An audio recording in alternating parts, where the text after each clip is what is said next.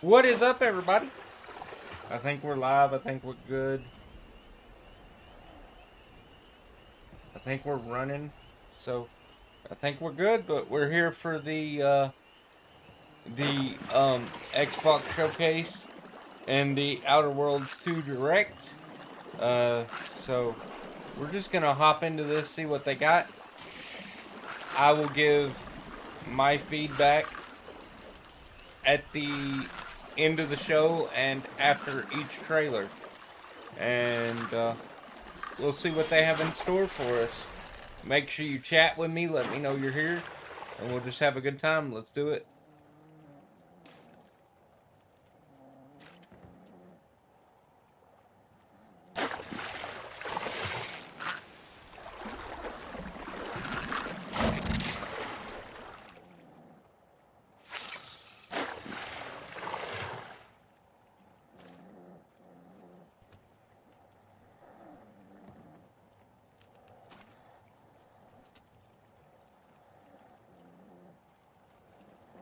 I wonder who this is sleeping on the dock here. Is this got something to do with one of the games coming out? I'm not really sure. 100%.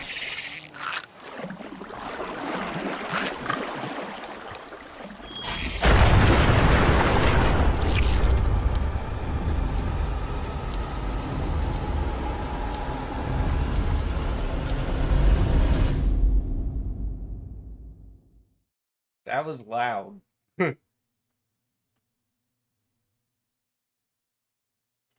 That was very loud, so I had to turn my audio down just a little. That almost killed me. But here we go, guys. Let's do it.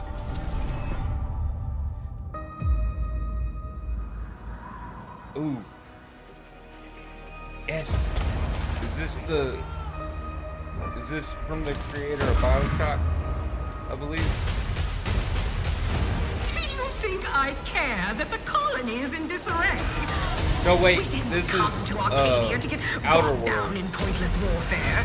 We came to spread freedom and liberate resources for profit.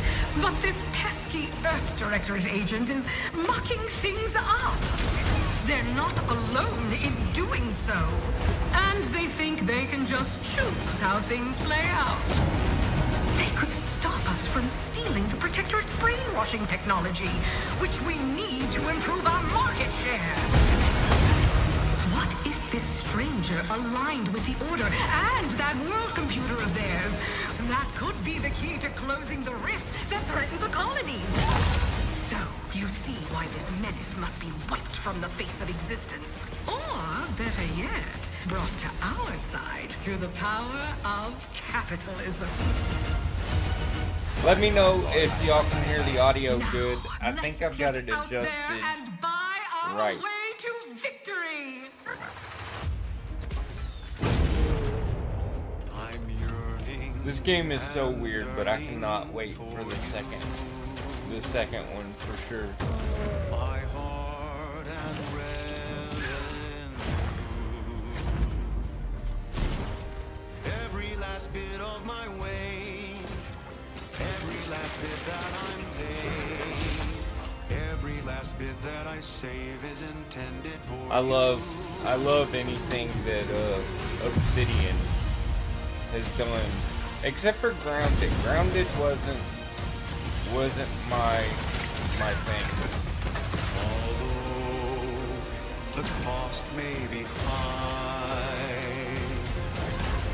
one day I know you'll be mine. Someday perhaps I'll own two. For now I'll take one that's brand new. 'Cause I'm yearning and burning for you. Oh, what a way to end the trailer. October. Adventure made for Yes. capitalism by Yes. capitalism. Yes. Inflate our impressions and egos by staying tuned after the showcase. Yes. Yes. I'll say it again. Yes. So happy. World All right, premiere. what we got? This is a world premiere. Babe, what's wrong? I'm sorry. I've just been so depressed lately. You know, it would fix everything. Humanzapro.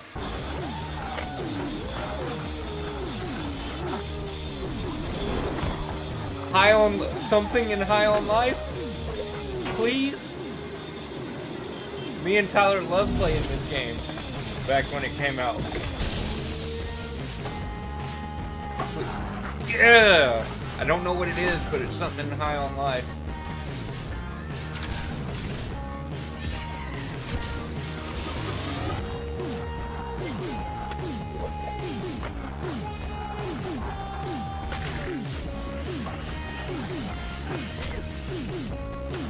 Wow. So weird, but always so fun.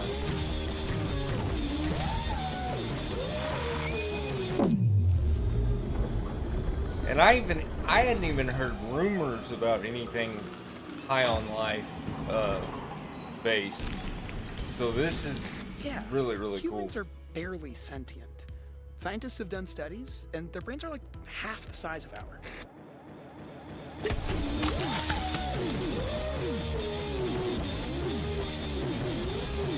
Yes, high on life too. Coming this winter. What? Yes, please. Go. World premiere. Already started off with a bang. In-engine footage.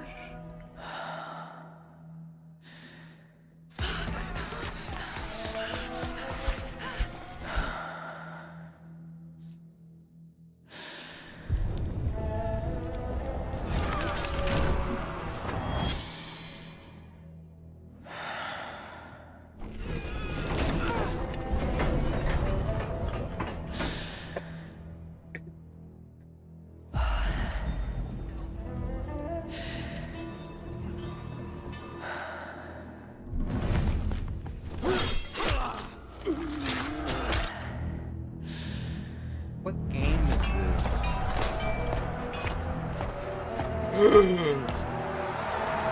No way. Is this another Rise? Or is it something different? I'm trying to stay quiet during the... I'm trying to stay quiet during the trailer. But I'm excited. I don't think it's a Rise.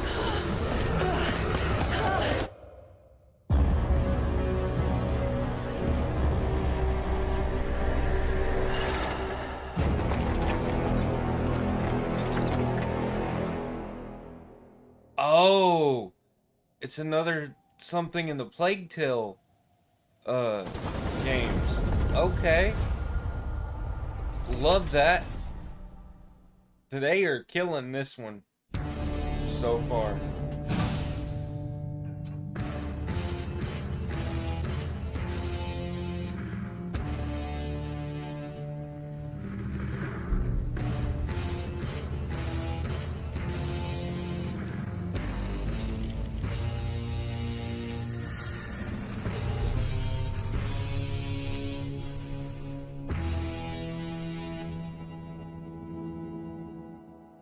This is the trailer for their cooperation with Backbone, I believe. Or is this the Series 3? The Series Elite 3? No, it's the ROG. It's the ROG Ally collaboration. Okay. Got excited for nothing. I'm not a big fan of handhelds, but if y'all like that, more power to you. Of course, I'm not a big fan of handhelds because I only have one hand, of course. One usable hand.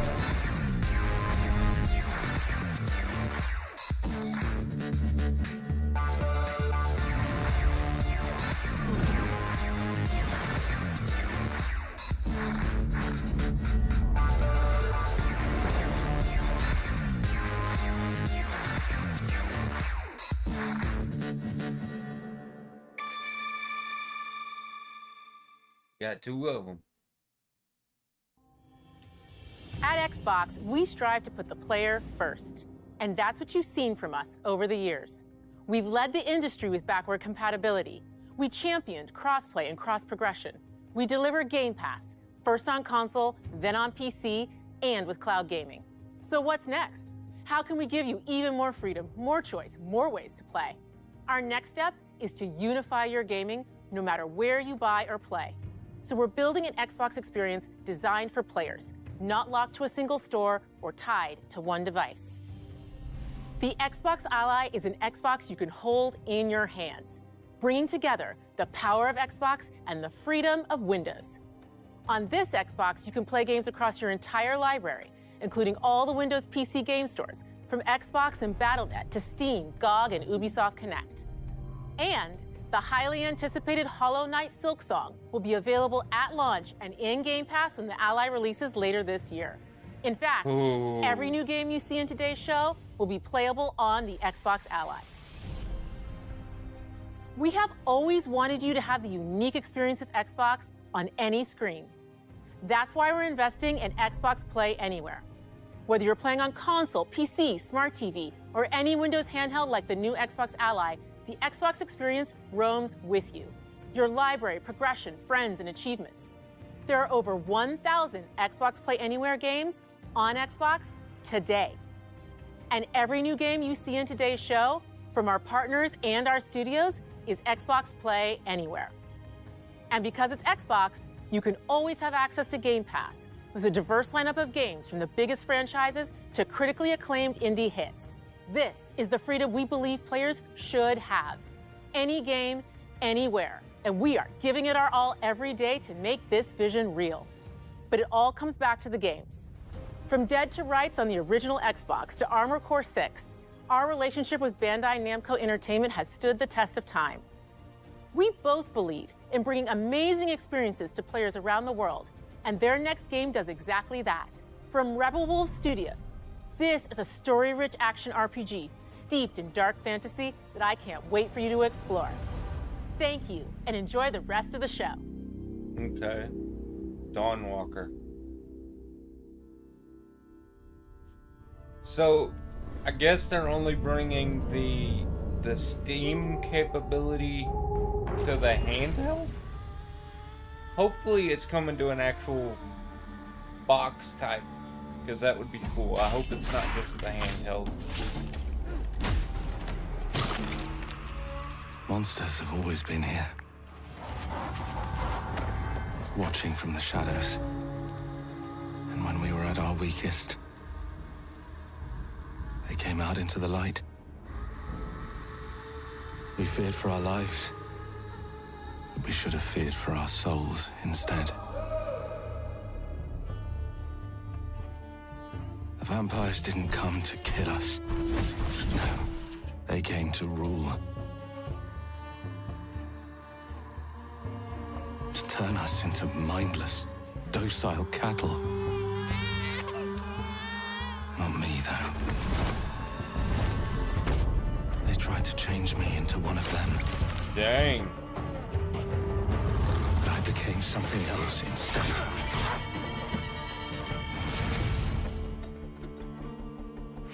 Their worst nightmare.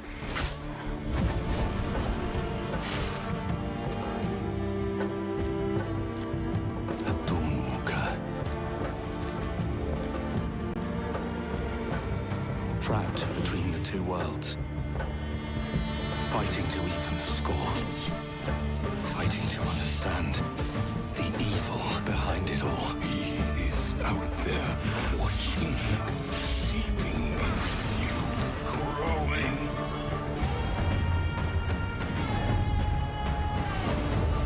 This looks so good.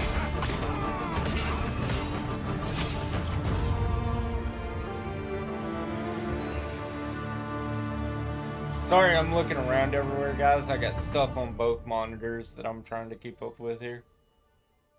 Plus the TV in front of me, so that's why I'm every which way trying to keep up with everything. Dawnwalker looks so good, though. I'd seen some world premiere other trailers for it before. What?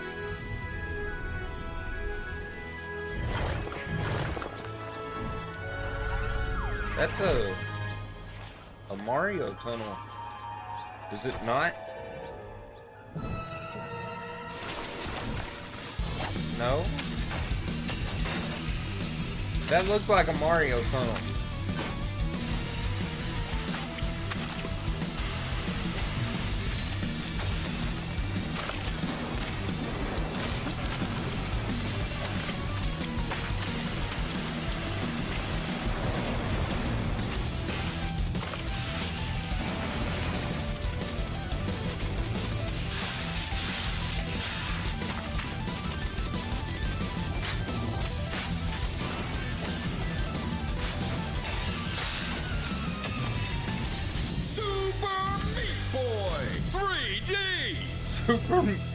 Super Meat Boy 3D. Okay.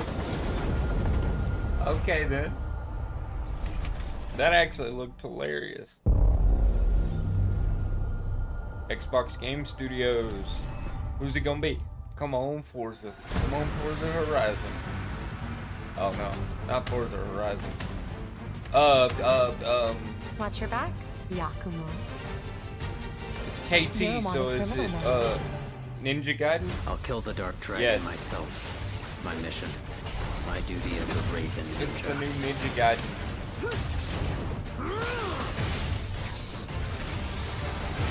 Breaking the Dark Dragon free has its consequences. Okay.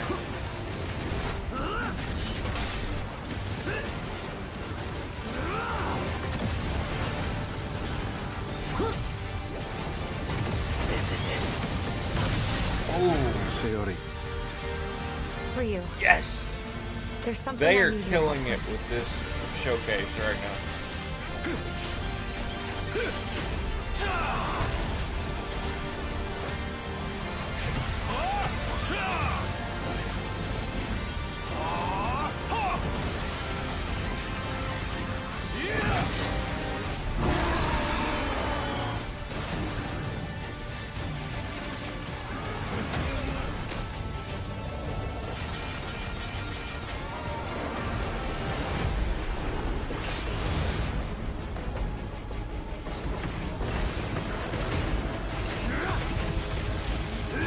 The Dark Dragon is mine.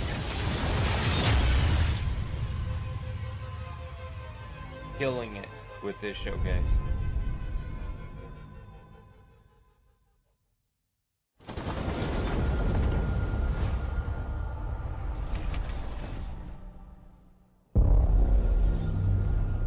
Bethesda. Is this gonna be more about the something to do with Indiana Jones?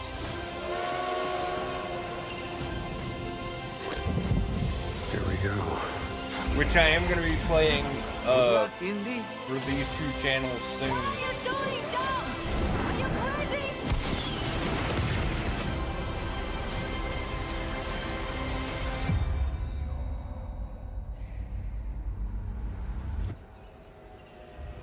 A new This is where it adventure. starts.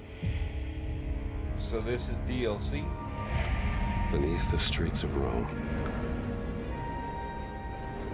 Enter the city of Antioch. Find a secret relic. Bring it back to the Holy See.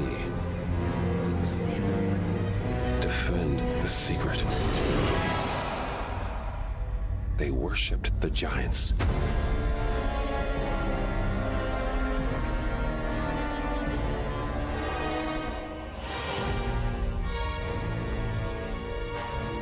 The Order of Giants. It is DLC.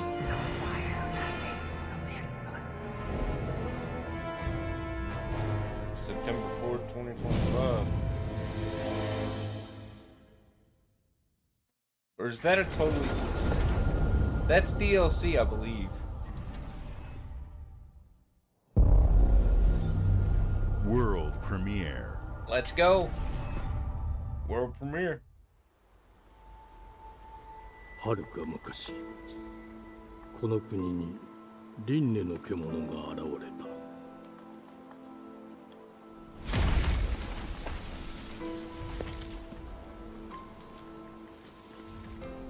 輪廻の獣は汚れを吐き、あらゆる生物を蝕る。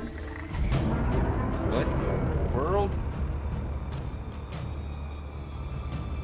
Game free.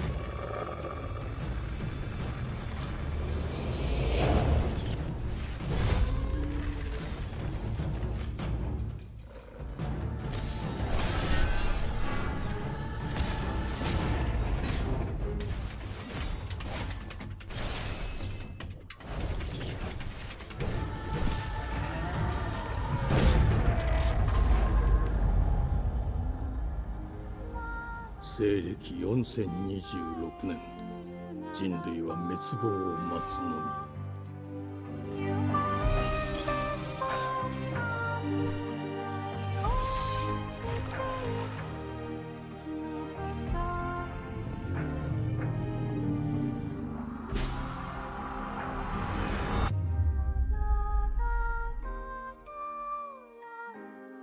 封じ子エマ、お前こそが輪廻の獣を滅ぼす刃となる。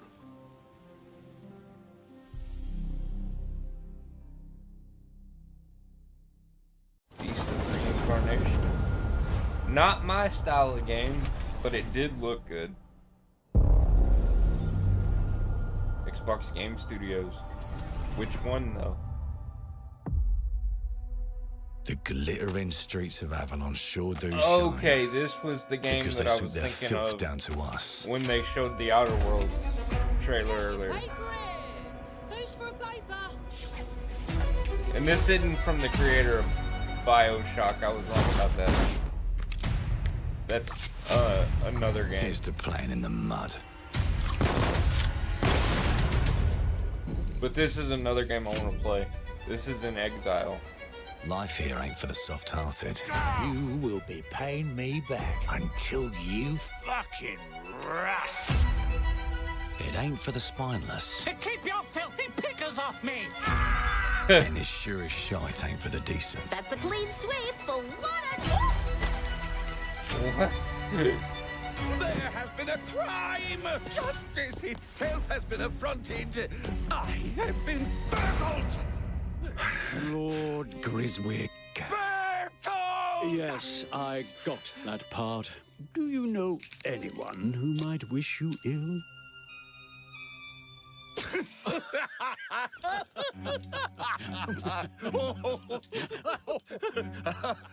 We can't arrest and question everyone.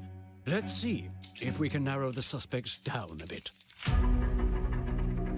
They were, Trust your instincts, sir. tall, Yes, sir. built rather slim, well, muscular. Mm-hmm. Was very quick, agile. Go on. With a mustache. No, larger. I see. Quite fashionable. Wow. That's the fiend who robbed me. They got my good side this time. Breaking in is the easy part. Your brandy, sir. Getting away with it is the real trick. These candlesticks ain't gold. Worthless and dull, just like you. Nah, I have a customer. How can I help you? I'd rather talk to you, Errol. Sounds like I'll get a better deal. You talk to me first, and him never. Got it? Uncle's a bit touchy, ain't he, Errol? Touchy? I say I'm touchy! There. Anything else you'd care to say to Errol? Brains. If I hadn't seen it with my own eyes, I wouldn't have believed it. Round here, Dang. it's all sharp edges, empty pockets, and blood on the cobbles. Goodbye, Silas. No, no! I'll hurt you, you fucking meatsack! I'll leave you with a pissing pad of peaches! You'd either got a gang at your back, or a knife in it. We're family here. Family takes care of its own. Can't put a price on that, can you? Them's in charge. They don't keep order. They keep power. Take this thing into the crucible and melt it. They just want us beaten, broken and too scared to fight back. I don't want to kill him. That's why it pays to be clever and well-armed.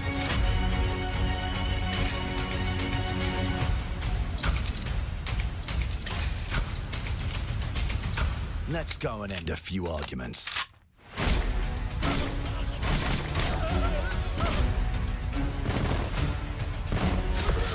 Don't get cocky. They've got a weapon far worse. Time. And if they can rewrite history, they can rewrite us. But look who just found Mummy's keys. Now I can fiddle with time. Put the bullet back in the barrel. Bring the chaos to a crawl. Take a mistake and make it like it never happened. We can change the world as we know it. Wow. One choice at a time. And I can even go back and change the past to change the future. And let me tell ya, the hunters don't like it when the rabbits got the gun. I didn't want to interrupt the trailer too much, guys. But I really like what they're going for with this game.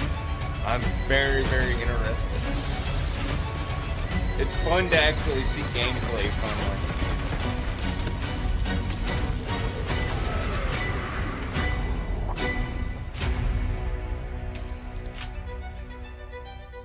Clockwork Revolution. Now let me alone and piss off!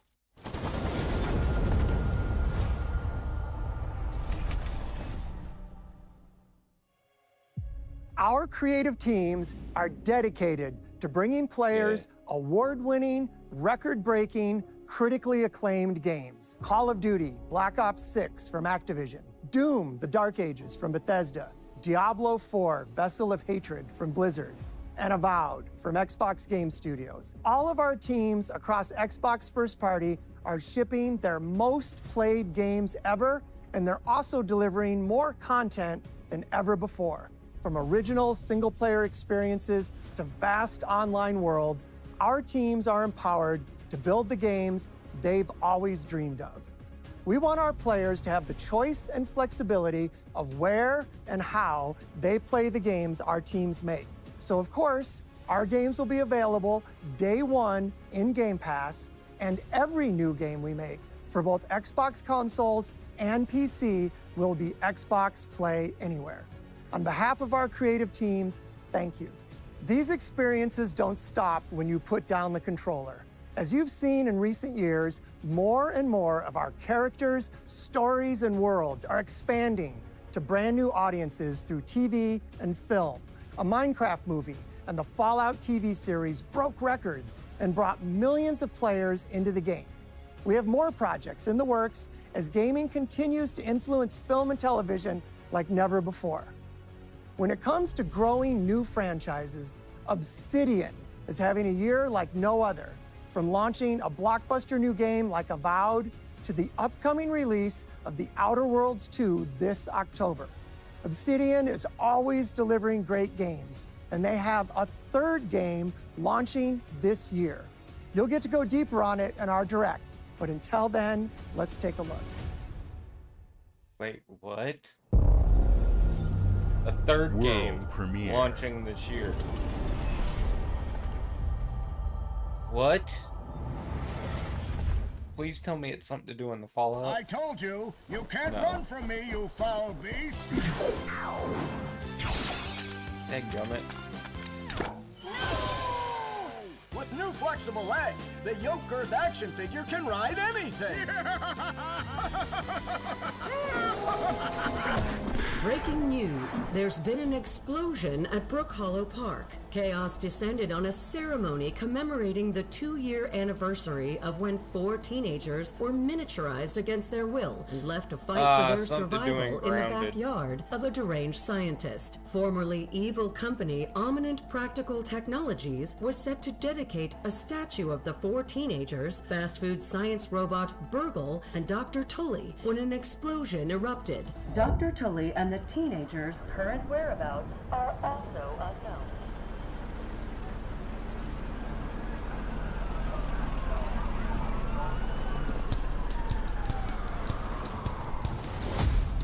You gotta keep them separated.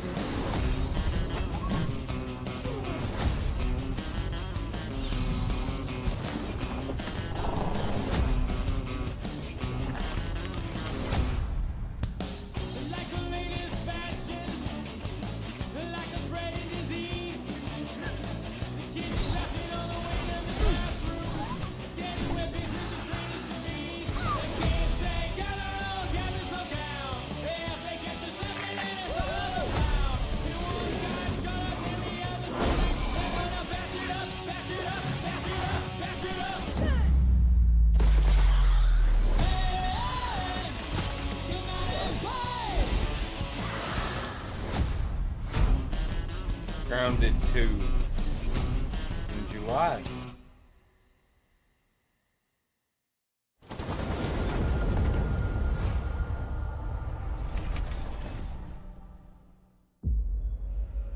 The predecessor, ND3500, reached. Oh, this is that crazy game that they showed at the Direct. Attempting data salvage. That like scared me half to death. I have encountered an unprecedented orphan. It was in a state of suppressed recomposition. The behavior pattern of the orphans populating the area is highly unusual.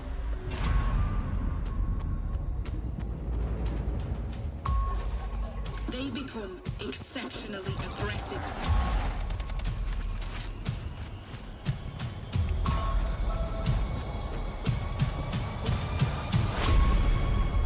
It is highly recommended to proceed with caution. Good. So his caution was to load a gun. They seem to act more consistently, in coordination. Destroying the nest is now a priority.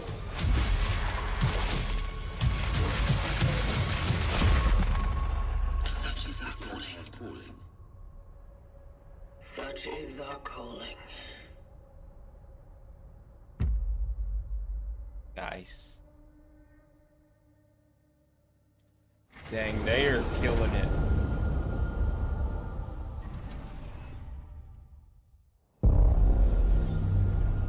Bethesda. Come on, Fallout 3 Remaster. No? But, no.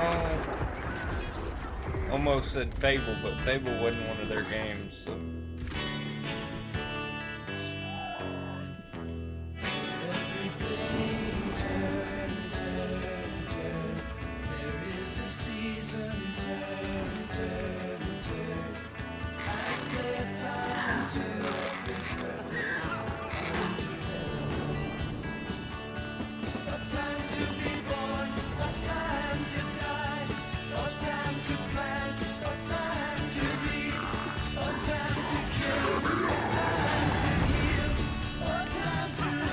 Figure out what this is.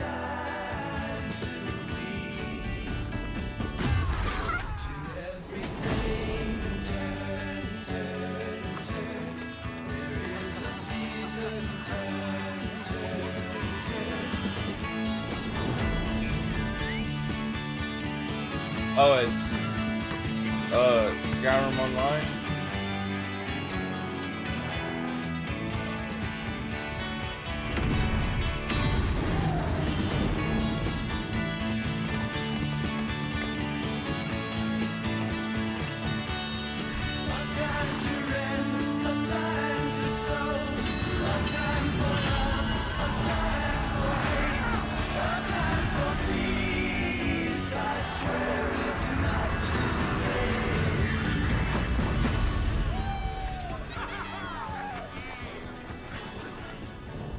Yeah, the older, not Skyrim Online, the Elder Scrolls Online. Sorry about that.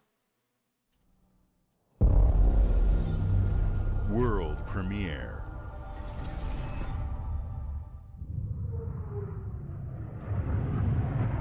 What do we got? What do we got? What do we got? Mayday! Mayday! Code 1 to mission control, we're falling!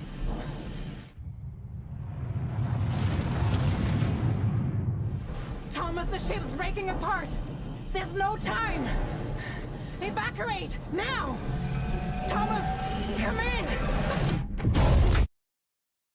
Ariane, you sacrificed everything for a new world, to save mankind. And I'll always love you for that. Don't nod.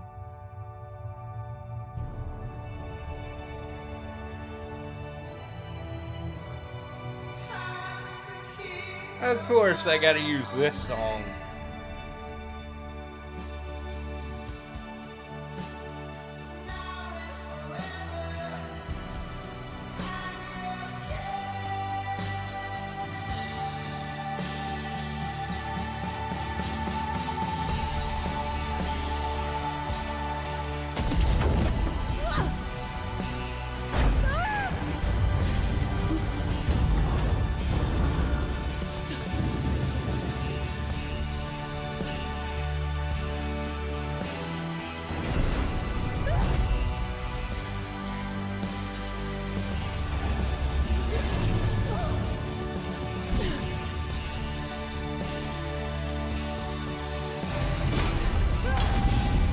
Dang. Thomas, wherever you are, I'll find you.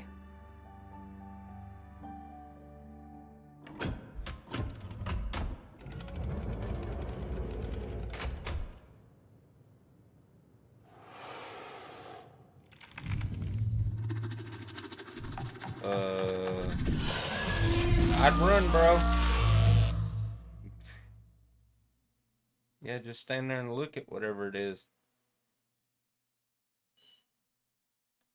Coming next year. Alright. I've said it many a times during the showcase so far. They're killing it. World premiere.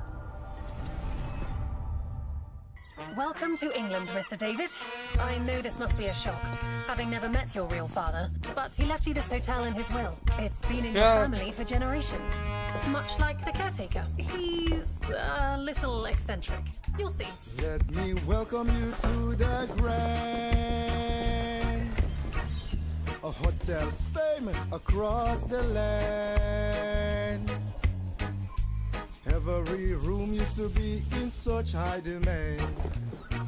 Your wish I'll command here at the Grand. Well, hello there. It looks like you're about to do some renovations. Would you like some help with that?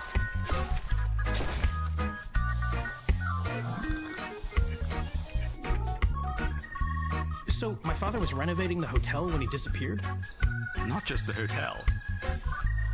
He was helping the entire village. You have his power tools. You know, you could pick up where he left off. You seem like a good man, like he was. I'm in. They don't suspect a thing. Just make sure the locals don't get wind of what you're really up to. Because if they find out, they will Wicker Man your ass. You keep looking into things, and things are gonna start looking back. Don't make the same mistake your father made. In this place, the only one you can really trust is me. The cat?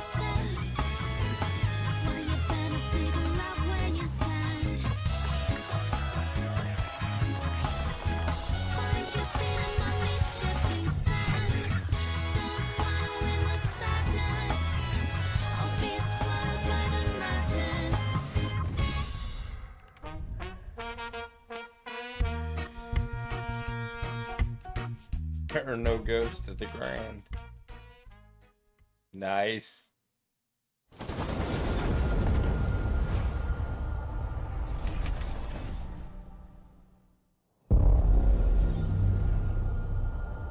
What you got for us? It's not a world premiere, so they've shown it before. There are as many gods in the world as there are stars in the heavens. And when we need their help, they send us a hero. Who would have guessed the defender of my homeland would be my daughter? She unlocked the heavenly spear, but is she worthy?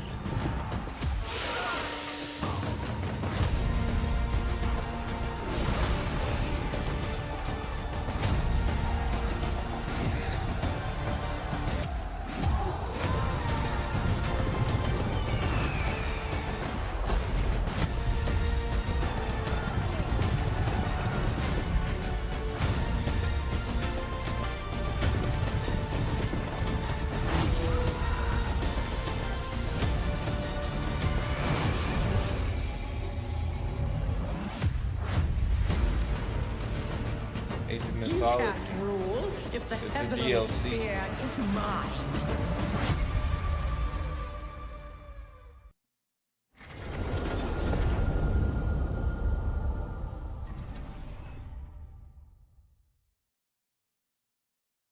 I don't recognize the studio.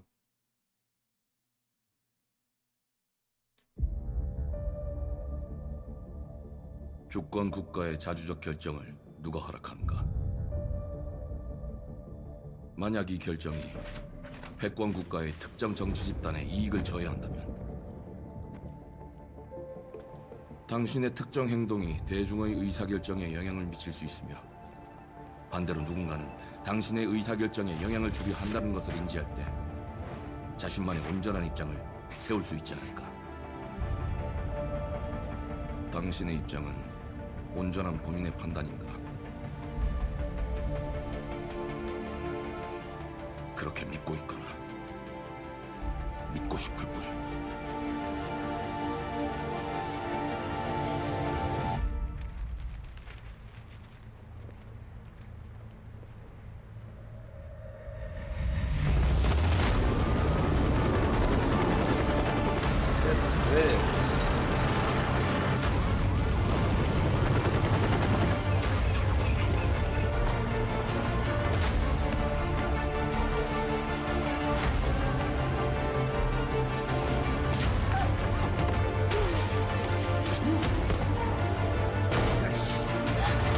당신은 무엇 때문에 분노하는가?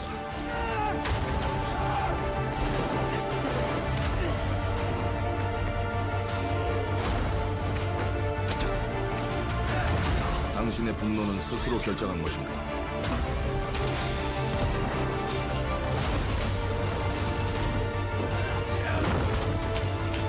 누군가 당신의 분노를 이용한다.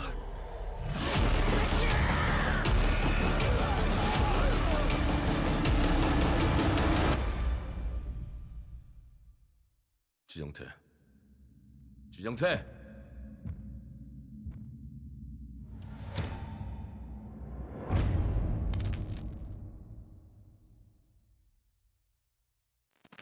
That actually looked really, really fun. I don't know nothing about the developer or anything. I've never seen that studio before. World premiere. That looked really, really good.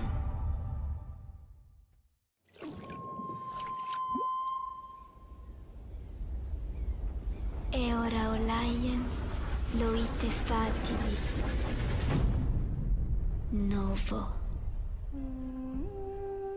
Ilo? Te che maite mana. Muite unanite waiora. Dia. Novo tua libemo iwa lotaname.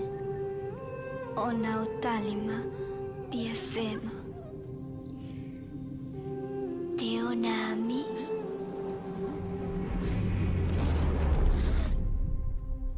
Toma tua calio, terali.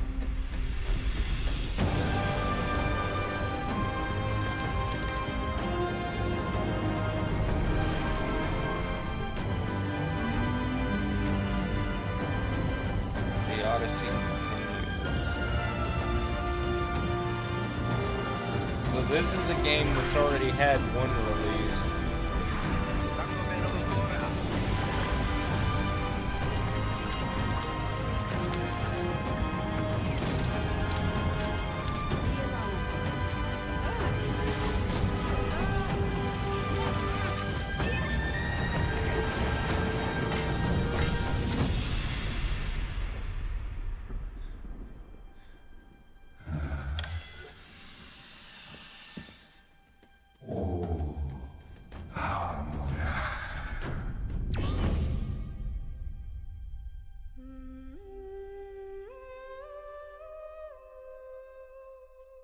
Yeah, Planet of Lana. Yeah. Okay.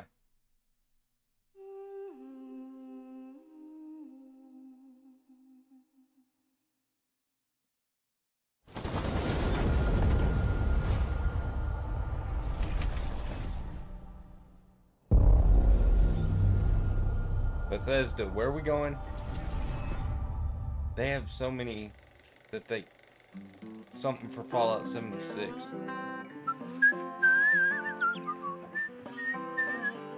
Well, hello there. Beautiful day to relax by the old fishing hole, wouldn't you say? When it comes to fishing, Appalachia is a land aswim with opportunity. Oh, this was the fishing thing, I think. Yes, you'll find fish of all flavors in every walk of waterway. During the countdown. From its mightiest of rivers to its humblest of ponds. Just step up to the bank, cast your line, and when your bobber starts bobbing, reel in the rewards. What do you got on there, Jed? Worms. And how are they biting today? See for yourself. Bagging the big fish starts with finding the right tools for the job. Yeah. There are as many unique combinations of rods, reels, bobbers, and baits as there are fish in the sea. And when you've caught your fill, pop over to the local tackle shop to swap fish tails. Can you smell that? Ew. No matter what troubles plague the future wastelands of Appalachia, you can always find comfort in cozy little joys like this. You just gotta know where to look. Vault Life is your ticket to easy living. Design and build your own little slice of paradise. A place to show off all the bits and bobs you collect in your travels. Got a green thumb? Plant your own peaceful vegetable garden. And nothing warms the heart like a neighborhood cookout. Community makes a wasteland a waste home. Join today, and tomorrow you'll be kicking back and sharing a meal with friends in beautiful Appalachia.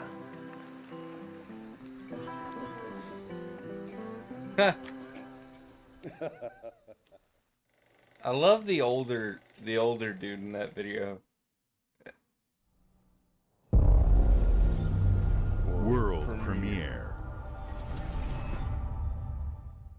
What we got?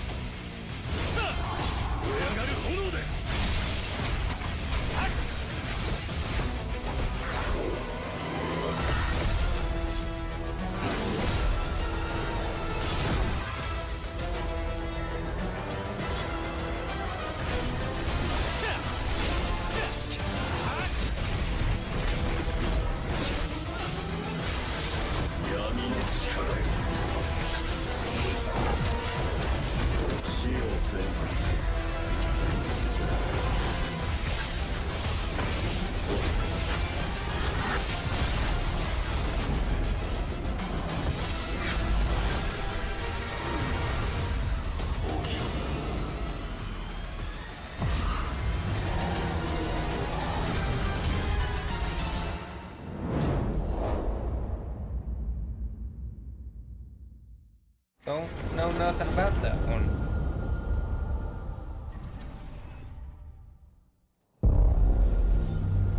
World premiere.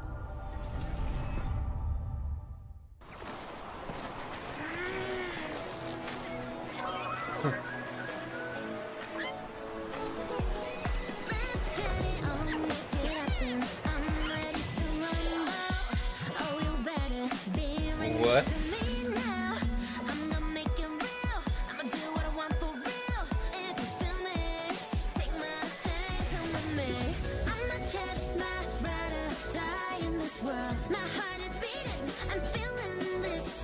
Is this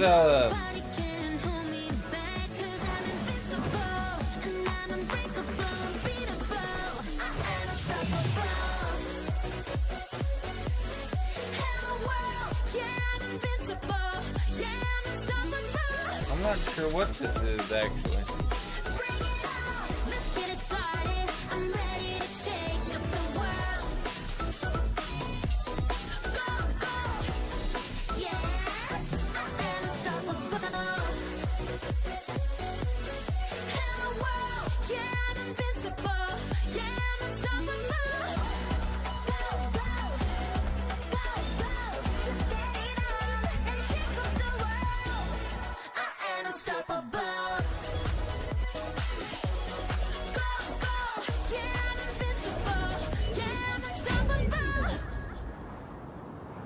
No, it wasn't what I thought.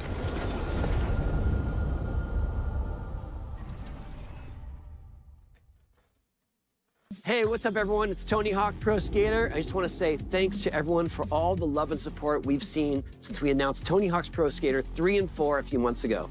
These games have changed my life, but more than that, I've seen them help spread a love and appreciation for skating all over the world, and that means everything to me and the team.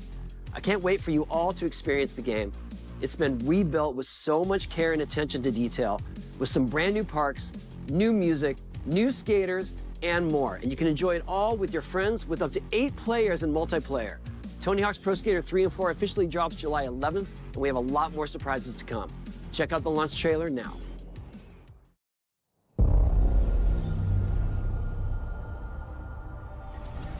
Let's see.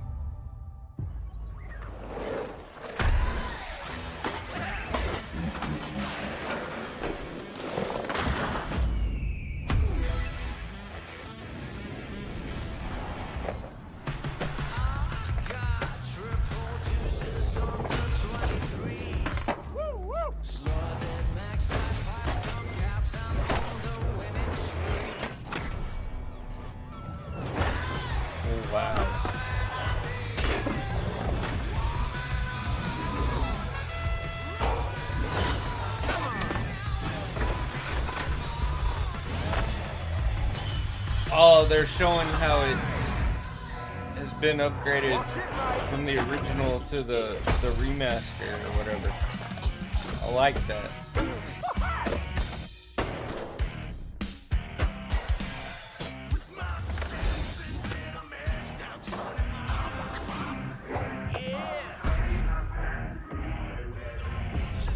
Ninja Turtles?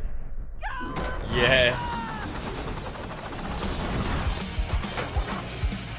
If this is coming to Game Pass, I never played the originals, but I'll probably play this just to goof off. Just because it has Ninja Turtles. And apparently Doom Guy.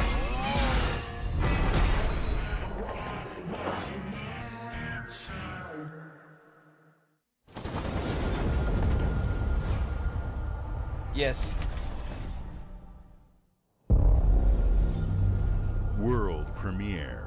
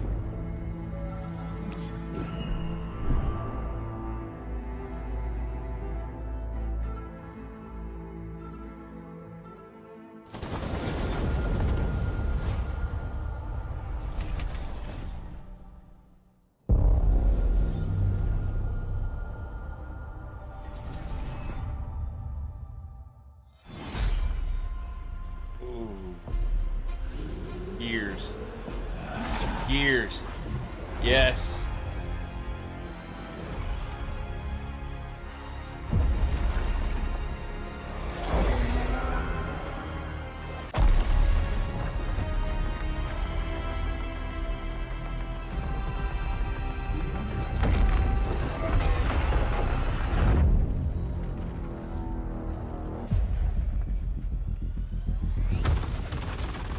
Look who decided to show up.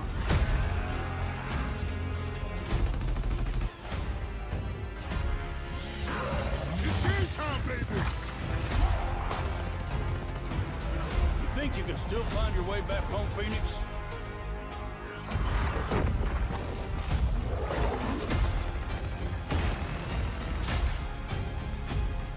Looks like they upgraded. Wow. Closure, baby! Let's do this. When they mean they upgraded, it actually looks like the visuals took a huge improvement. Even over the remaster they did a couple years ago.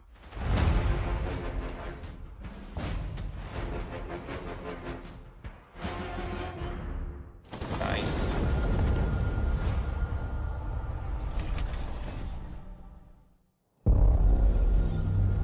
World premiere. Come on, what we got? What we got?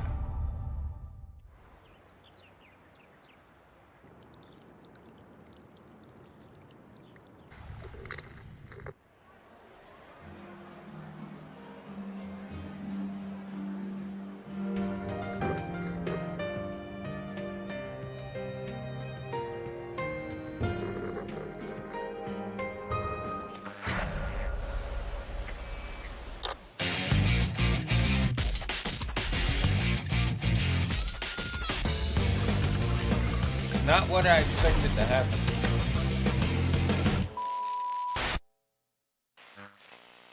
Persona 4 Revival. I'm not too much into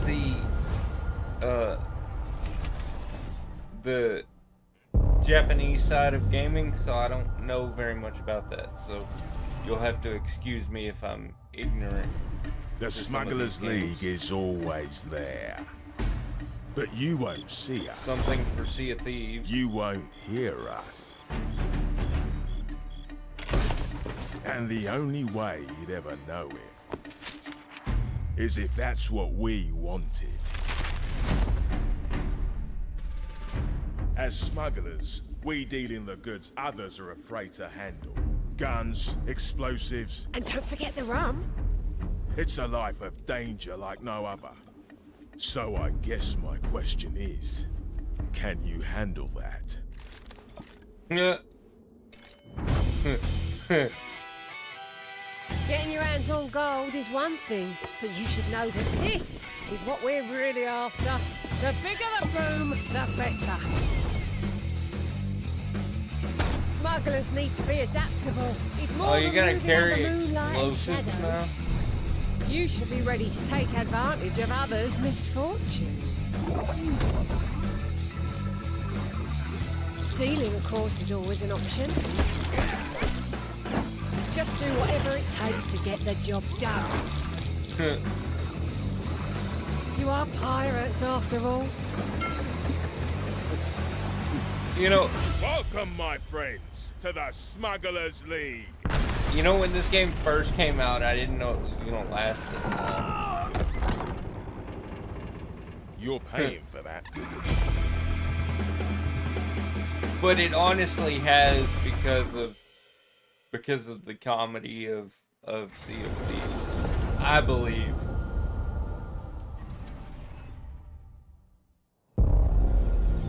World premiere. What?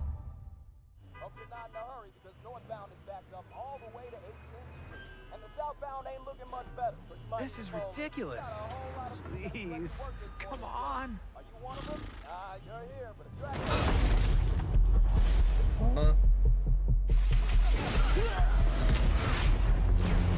Again, not what I expected.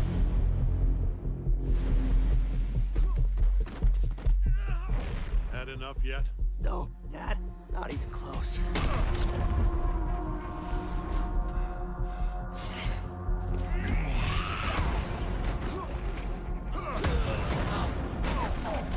Dang.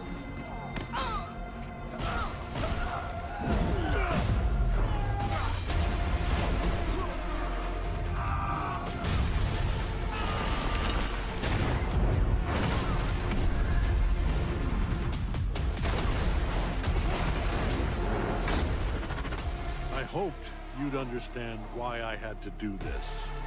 Accept our rule, or die.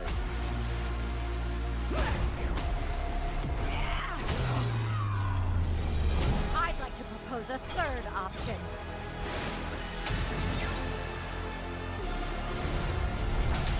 I'm not your son anymore. I'm the guy who's going to throw you off this planet for good. I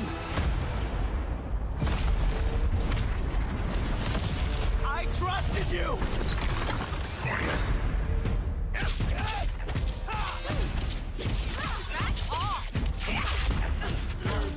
Ready to bleed? This is over.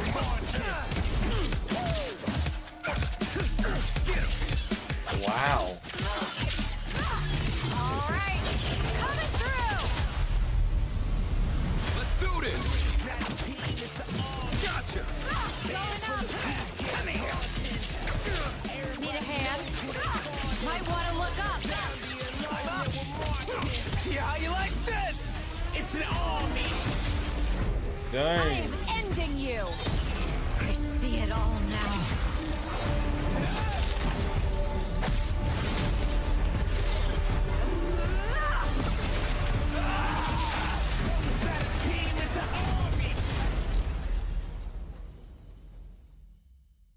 Okay.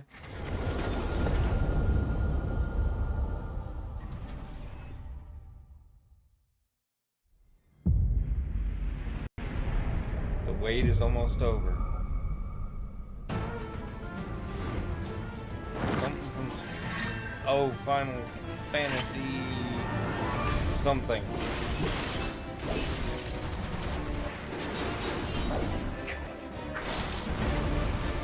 Had so many of these, I'm not ever sure which one's which.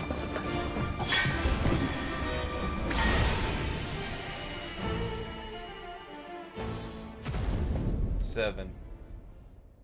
I'm here to even the odds. Any objections? Know your place, little lamb. There's no one to save you now. Will answer for what you've done! Our flames are our own, and they burn as one. Come to me, Ifrit!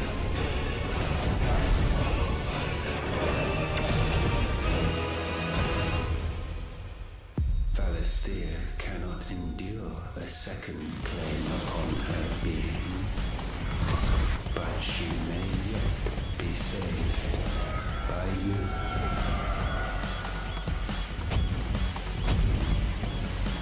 Available today.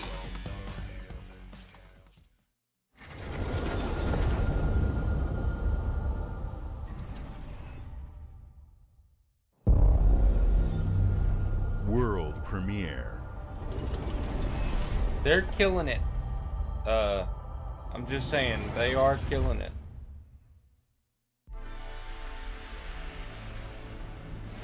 Double Fine. They're the ones that did,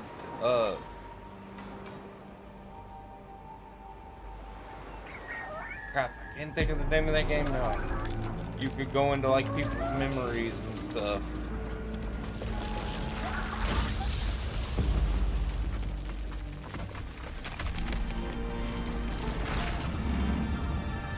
What the heck is that thing? It's a walking lighthouse.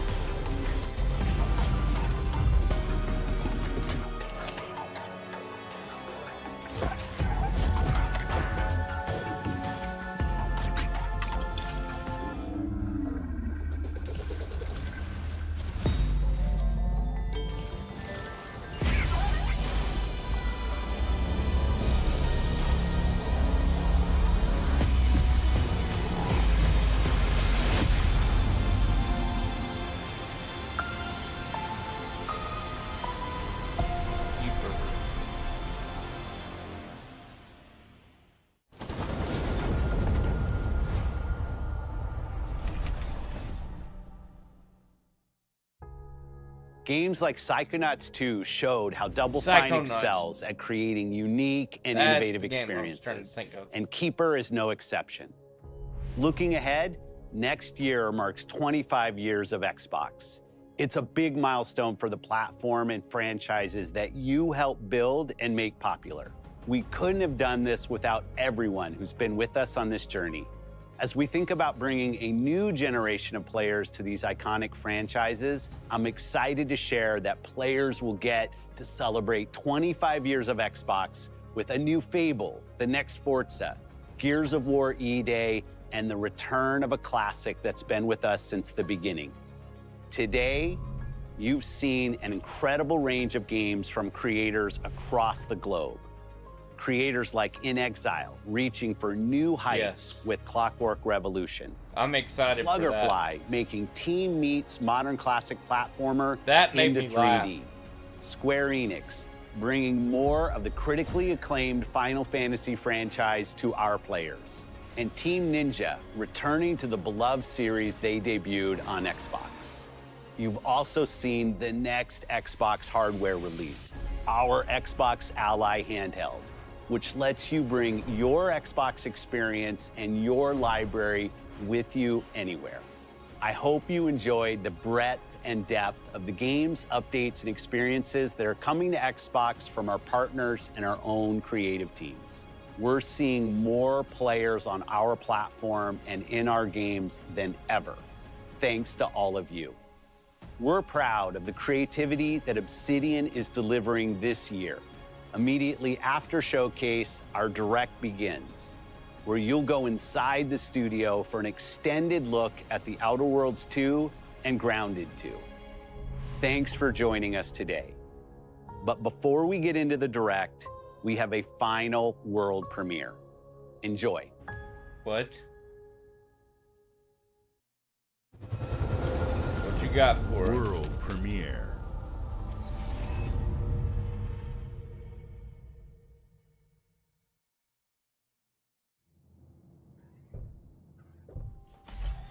Welcome to the Guild. We have been expecting you. Please, follow me. You already know us as a global tech leader. Our software, our systems, combined with our skilled team, is designed to save lives. Your years of service have shown you the importance of our work. Here, you'll witness the global scope of that mission in action. Let me introduce you to our esteemed visionary.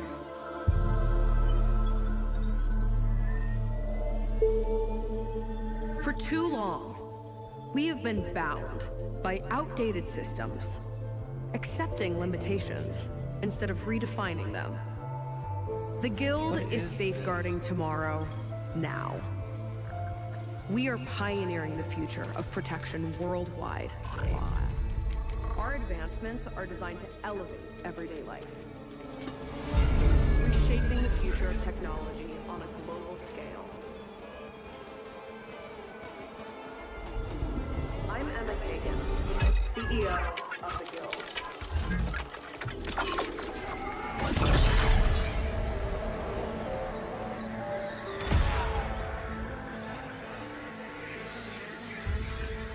He just fractured the entire world there. Or flipped it upside down.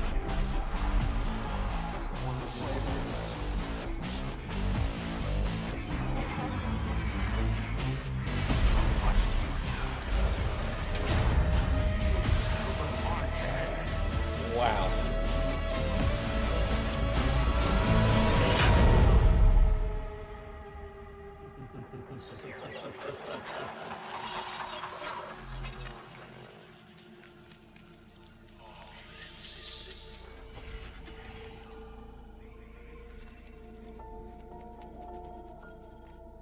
Fear is a powerful thing. David Mason.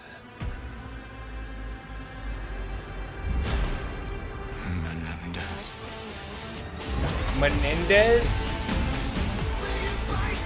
What? Call of Duty? Black Ops? Oh my goodness.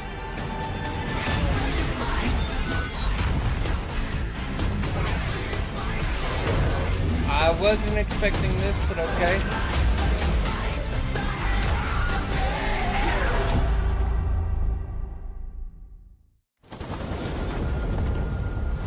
Sometime next year? You didn't tell us, but okay. Alright, looks like we're going into the Outer Worlds direct here.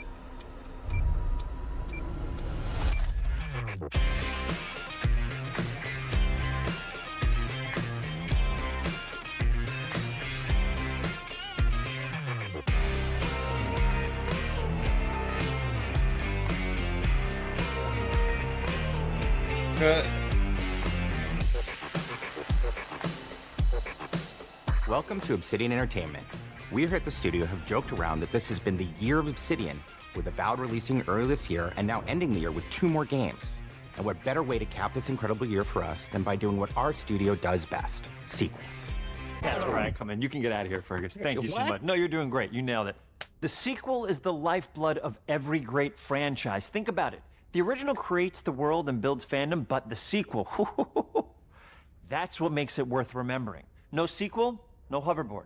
No sequel, no dual SMGs. No sequel, no raccoon tail. No sequel, no Zune 2. Which doesn't really exist, but I wish it had. There was a Zune 2. There was? There was a Zune 2? I'm Mark, the head of sequels here at Obsidian, and I have sequelized everything. Blockbuster movies to AAA video games to my first marriage, so trust me, I know what I'm doing. Come along on this journey with me. Part 2. Wow.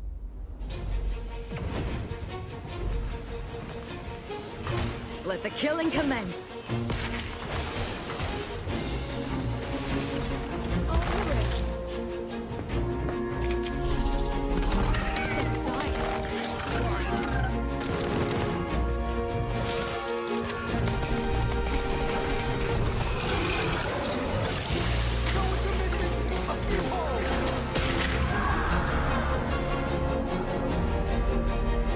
The Outer Worlds 2 is a sequel to The Outer Worlds 1. It's a continuation of the themes of robber barons in space and how people are controlled by the stories they're told by the people who have power over them.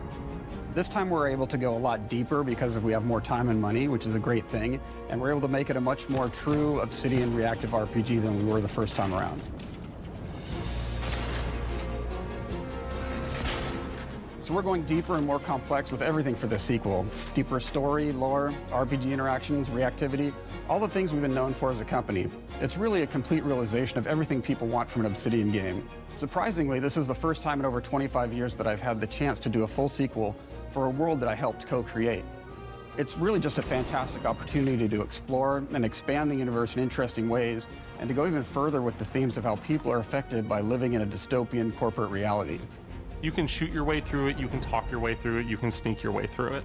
And so no matter what kind of play style that you like, this is just an awesome franchise and an awesome game to jump into, even if it's your first one. The first Outer Worlds was a great base to start from, as it has all the elements of a great Obsidian RPG.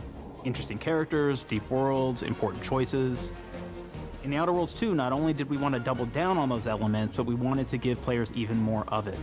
We've also put a lot of investment into skills and traits that impact things like combat, conversations, and areas that we call RPG interactions, which are the part of the world where players can use their specific skills, perks, and backgrounds to solve problems in unique ways in our new, bigger worlds.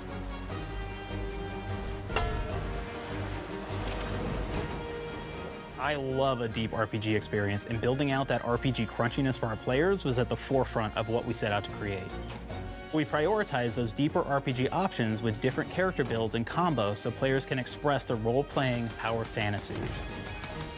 We also have different equipment options for different playstyles and different companions with different abilities.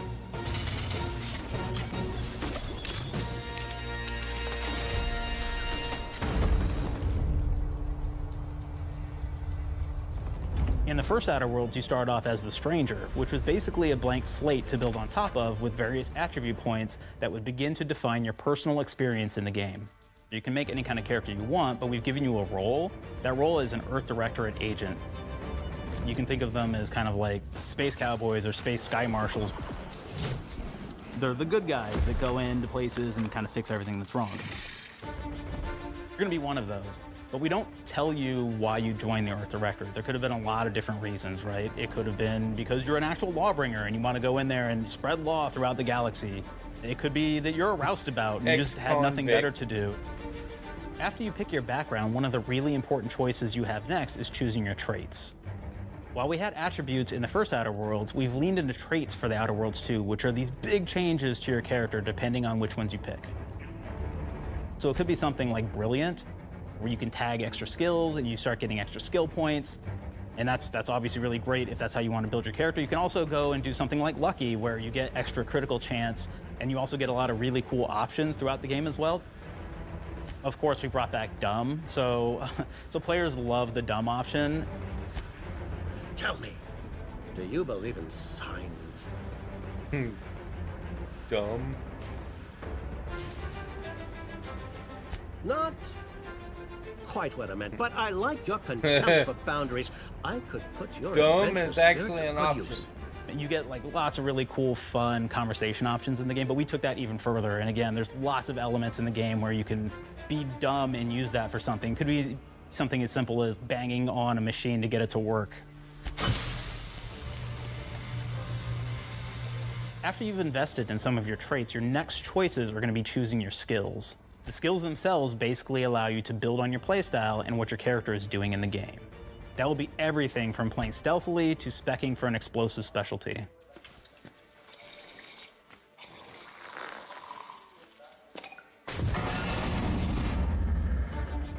Throughout your entire journey, your character continues to change with the different choices you make. In the Outer Worlds 1, we actually had more skills than we have, so we condensed them down to really the core and essence of what we really wanted there. But we made each point that you put into a skill much more impactful. So instead of getting small percentage changes, we actually did much larger changes per point that you put into each skill. And again, all these things, because of how they're checked inside the world itself, can matter quite a bit. You know, just even having one additional skill point in something can open up a lot more options in the world itself. If anybody's played Fallout New Vegas, they'll be very familiar with like the perk system. We basically borrowed that, but went even grander. We actually have more perks than Fallout New Vegas did. But here's the cool thing, right? We check and use perks for literally everything, right? So you can do everything from, hey, I want to make a stealthy build that steals stuff and is really good at that. Okay, great. Well, you can take maybe the pickpocketing perk. So that's not available to everybody, but if you select that, now you can actually go around and steal things out of people's pockets. Okay. There's another perk called heavy-handed, right? Where say you're a melee person, what this does is now your power attacks that you use actually knock people down.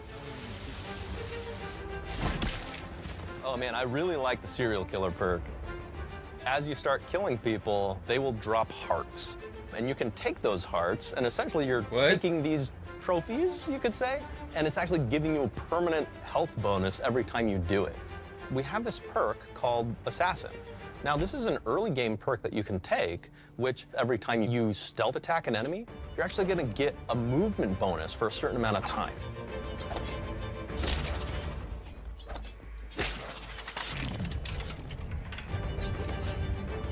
Okay. Flaws were a system that everybody loved from the first game, but we wanted to make it more personal to the player. We wanted it to really reflect how you were playing the game and give you a bonus that you actually wanted to really engage with. With the flaw system returning, we knew we needed to go bigger, better, and more real than ever before. So, we turned to the team. I told them, no bad ideas. Give me what you got. Okay, we need more flaws. We need them to be real. I want to put them in the game, so give me something. Inspiration. What's wrong with you? Oh, I have bad knees. You got bad knees? They hurt when you walk a lot? Yes. When you walk too much, they hurt? No cartilage. Sounds boring. Makes you sound like a boring person, but it's in the game. I know it. It's a good flaw. What about you? I like to take small things sometimes. So you're stealing? No, I'm taking. When do you give them back? I don't. Claire, Yeah, you shouldn't be stealing. What are you doing? You shouldn't be stealing, Claire. Tiny crimes. Tiny crimes? Do you hear the second part, though? It's a crime. Well, You're stealing. Claire, that's wrong. You can't steal things, okay? But it's an amazing flaw, and I'm putting it in the game. But you're a bad person. And are you the one that took my stapler? do you need it? Yeah. Give it back. Okay. Please. You, what do we got? Flaw. I like to stare at the sun. How long did you stare at the sun? Just lunch break. An hour? Oh, I only get 30. You guys get an hour? I get an hour. An hour. Oh. Makes you feel energized. How many fingers am I hold up? 3? No. Anything else? We'll put it in the game. We'll put it in the game because I feel bad for you. Anything else? One of my favorite flaws is something called bad knees. It will actually give you the option to take this flaw that'll make it so that you move faster throughout the game. But the problem is, anytime you stand up, your knees are going to make a loud popping noise that makes it so that, well, everyone around you is going to hear you. There's one called Kleptomaniac. Yeah, I like This is really interesting because what it does is when you steal something, you can actually sell it for more bits than normal. And like that sounds really great. The drawback is sometimes when you're looking at things in the world that are owned by somebody else, you'll automatically steal them. So you have to be very careful about how you use them. One of our more wacky perks is the Sun Gazer Flaw, and it just gives everyone cataracts while playing their game. So everything becomes like light shafts and blooms and hazes, and makes the game pretty unplayable if you happen to choose that perk. If you happen to be the type of player that habitually reloads your weapons like I do, well, you'll be offered the flaw of over-prepared. Now, you'll get larger magazine sizes on all of your weapons, but if you ever fully empty your magazine, you're gonna take a debuff for a while. While we support options like being a gunslinger who wants to key into destructive weapons, or a rogue who wants to alpha strike their enemies before they know what hit them, we also allow for a lot of fun and experimental builds. You can be a mad scientist who utilizes gadgets and wacky science weapons and armors, or even a psychopath who gains permanent bonuses to health by murdering their friends. Nothing shows the impact of these character build options better than, in my opinion, the bridge area, which has a quest you get early on in Paradise Island. Wow. Not only do you kind of encounter this very early, and it's a very core one to the story, but it really expresses our philosophy of allowing the player to solve problems in a bunch of ways. So you may solve it by, speech options. You may talk to them and maybe have to go do a quest for them and really kind of prove that you're a friend of the Protectorate to get by. I may have need of your help, stranger, if you are ready to seize an opportunity to show fealty to the Protectorate. You could go guns blazing, and you could just take everyone out inside the POI, lower the bridge itself, and kind of get across.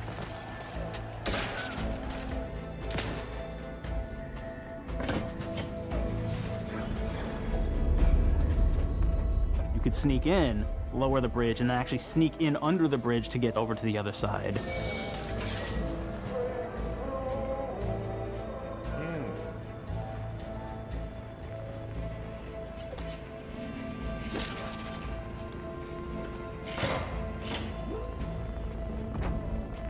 Got multiple ways of doing things.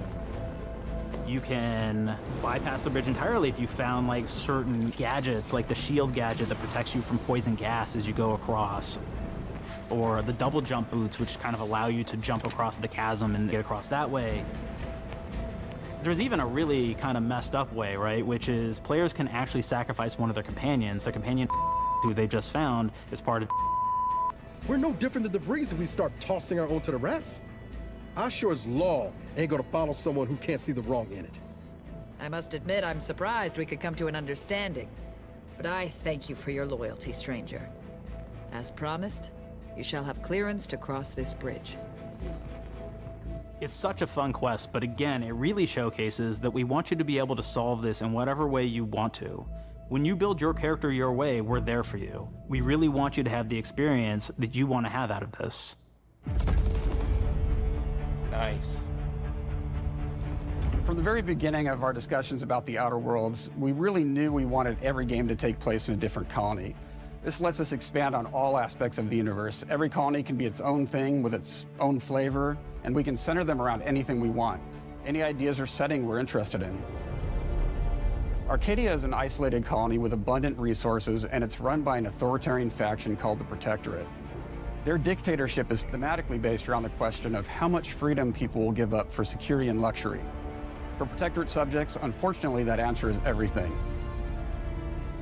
The Protectorate is also incredibly wealthy because it was founded by the inventor of the skip drives, which are the outer world's faster-than-light engines.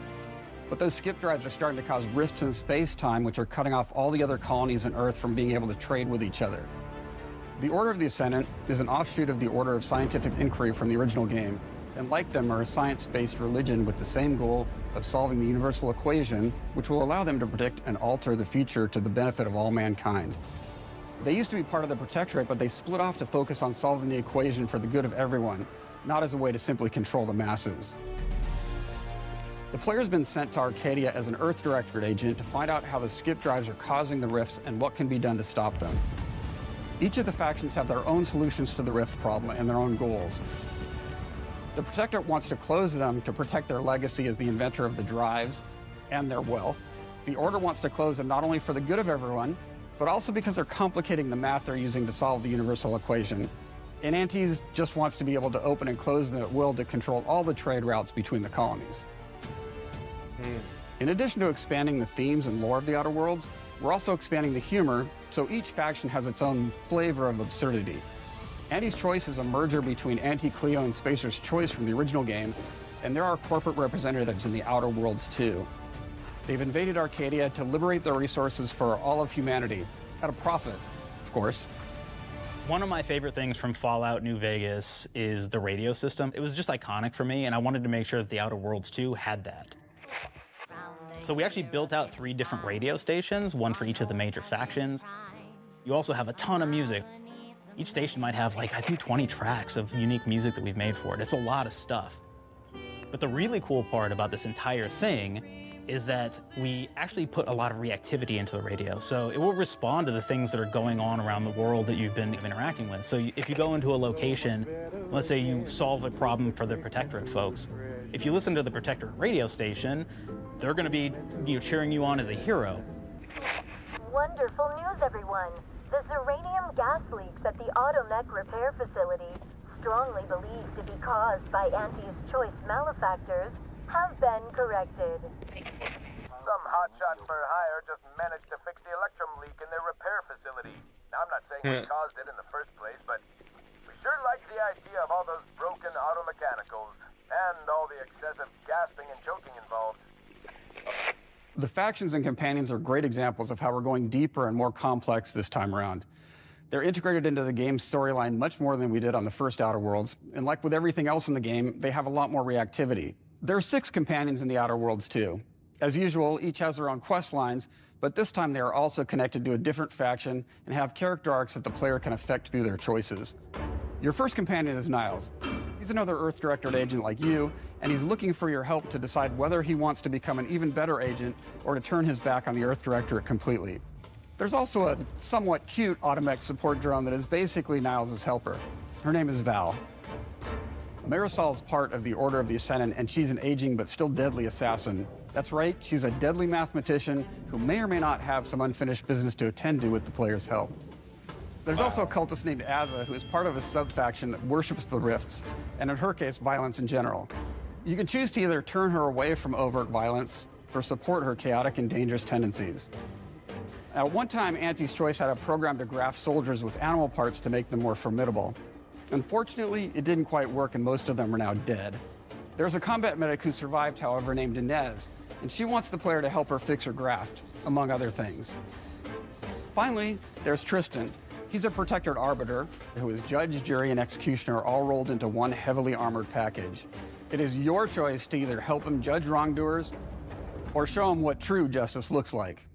We definitely have reactivity in the game based on how you've been treating your companions. I won't reveal the end of the game, but let's say if you have not been treating them well, you will find out at the end of the game what that means. Companions are a very, very important part of merchandising, because that's the real beauty of the sequel. We're talking merch, baby. It is the lifeblood. It is what fuels us. Do you want to see some of my ideas? Hop, hop. Check this out. Yeah.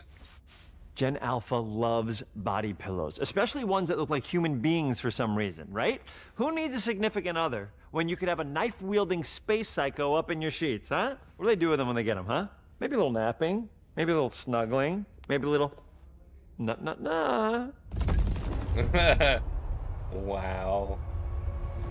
The visuals of the first Outer Worlds depicted a frontier colony in space. The Outer Worlds 2 is driven by an invasion of the Arcadia colony system by Anti's Choice, which shifts the visuals to be more reminiscent of a World War I-like setting in space. That evolution is seen across all aspects of the game, starting with the factions. How do you militarize everything, including extreme capitalists or math-crazed scientists? In a World War I setting, war comes with propaganda.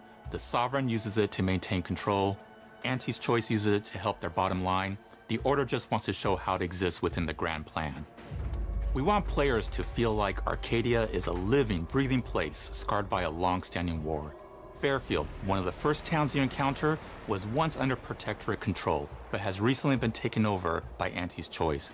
They don't just occupy the town, they rebrand it with their signature style, repainting buildings, posting guards, and adding propaganda-based holograms featuring Anti and the Moon Man. Showing the towns evolving after the invasion helps us push immersion for our players. One of our priorities in visually realizing the world of the Outer Worlds 2 was making sure everything is clear and recognizable from the player standpoint. We want to make sure each faction has a particular look and design. So when the player is running across these vast, different environments and landscapes, they're recognizing the motifs and visuals of who they're talking to, what they're going to be talking about, and how that progresses throughout the story. The first Outer Worlds was really about the player interfacing with corporations. And while we have that in the Outer Worlds 2, we really want to express not just the corporations, but how the player interacts with other facets of the world, like government entities or religious structures. And then we elaborate on those. With larger environments, we wanted to encourage exploration by improving player mobility across the board. Now you can run, slide, double jump, mantle, and parkour your way through all of the nooks and crannies of these worlds. It really allows the player to just explore and have fun finding really cool stuff. Weapons and gunplay. We've aimed to make everything in the Outer Worlds 2 better from top to bottom. The RPG elements were the start, but that's touched our story, our art, and especially our gameplay. A good sequel is true to the original. That's first and foremost, right? Like, we all want to add in a bunch of things as you're making a sequel, right? We want to make it bigger and better in every way. That's what we were trying to do here. And I thought, we did not need this consultant. We've made enough sequels. We understand how to do this. And I will say, I don't think it's been entirely successful. I am very proud of the combat improvements we have made in the Outer Worlds 2, thanks to my patented combat system. You may be thinking to yourself, it can't be that good. Shush, what are you even talking about? You haven't seen it yet. Watch this. Put a helmet on, because I'm about to blow all of your minds with my COMBAT system, combat system. My name is Mark, I'm the head of sequels. Shall we begin? You're thinking, what's C for? C, capitalize the fact that the people loved the first game. We're gonna take those people, we're gonna make them buy the sequel, giving out pounds, pounds, pounds. Quick ones, ha, ha, not you, Dev. Here we go. What comes after C? O, optimize for player satisfaction. I am terrified of online gamers, okay? I wanna make them happy. So let's, okay? All right. Mobilize the players so they're ready for that sweet, sweet pre-order. Clap with me. Sweet, sweet. If you don't have rhythm, Brandon, just say it. Sweet, sweet pre-order. Everybody has a different rhythm, and it's blowing mine, and here we go. B, burglarize. What is this? It's basically just finding new ways to loot dead bodies. You know what I mean? Right, Otis? Okay, well, it's a big part of the game. A, you gotta agonize about how many people are gonna be angry that we have just put so much combat into this thing and almost no romance at all. We should look at ourselves. What is wrong with us, huh? We can't have one love story in this? How many people have been in love? Raise your hands. Raise your hand if you're in love. Okay, are you lying? I have a wife. Put your hand down. T, toi. In French, that means two, sequel. I think that means 3. Okay, you're getting ahead of yourself. Come on, we're on 2. And how do we end it? Anything is possible. And we've established that we're the best there is, and there's no sequel better than us. And if I could just say one more thing, thank you very much. I know I've kind of changed the world of video games today. For The Outer Worlds 2, we wanted to improve gunplay in every way. We focused on improving the feel of each weapon, the way a weapon snaps into ADS, the way recoil feels when firing, and how impactful our sound effects really sell the weapon's fantasy, to things like how unique reload animation can add a lot of character to each weapon. We've increased the variety of weapons by including new weapon types, but also through a host of fun and unique weaponry. We have things like the Bourse Blaster that fires out tumors that can explode like grenades, or can even be eaten by the player for additional health. Ew. We have a weapon called Rookie's Reward that will actually level up the more you use it throughout the game. And every time it levels up, it's got fun fanfare where it's like shooting out confetti and it's got a fun little setup. We have a really fun weapon called the Pop-Up Gun. It fires out ad drones that will distract your enemies with corporate ads, slogans, and jingles. While your enemies are distracted, you can focus fire on them or explode these drones for additional damage. New to The Outer Worlds 2 are throwables. So you can use frag grenades to flush out enemies, smoke grenades to camouflage and escape, distraction devices to bait enemies into a stealth attack. Nice. And even science grenades that will levitate enemies, allowing you to fire upon them while they float helplessly.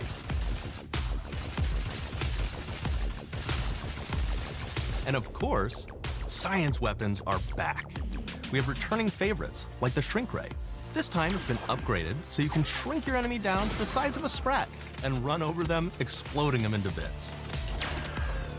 The Shrink Ray, that was probably my favorite one from the first game, so we brought it into the second game, but we improved it though. So instead of shrinking your enemies for a short period of time and having them re-expand, this time they stay shrunk, and we actually added in the ability to step on them and kind of squish them and kick them, because we knew that that was the player fantasy. We knew that's what everybody wanted to do. They wanted to step on the enemies, they wanted to kick them, so we made sure to double down on that stuff. In addition to things like our returning favorites, we also have some really fun and unique new science weapons. One of them is called the Armageddon. This one's really cool because it actually shoots out these masses that are like these little arms that will stick to people or cover or all kinds of different things, and they will continue to just hit them until they get destroyed. And we have another one that's just super cool called the Spectrum Dance Saber. This is a melee weapon that actually lets you attack to a musical beat. And if you continue to do that, you'll actually get additional bonuses each hit you do. One of my personal favorite weapons is called the Big Bang. It's just a big freaking gun that uses material harvested from rifts to shoot out a giant ball of energy, vaporizing everything in its path. Now, ammo's extremely rare for this weapon, but you can use it in just the right situation to devastating effects. Wow. Another great one is Gary. If you wear Gary, he will lash out at your opponents as you're walking through combat. So we even have science armors, and we've really kind of shown off what we thought was really great for the player from a science perspective. We're all about letting people play the game their way. There are some players who prefer to be immersed in a first-person view, taking in all of the details. But there are others who really prefer to take the world in from a third-person perspective. Why not allow both? Well, now you can swap between the two, letting you enjoy the experience in whatever way you like. One of the things I really like about having the third-person mode is being able to see all of the fun and unique armors and armor combinations and weapons that you can equip your player with. All of the actions that you could do in first person, so you're double jumping around, you get to see your character in that way, and you get to take in the world and see things in a different light.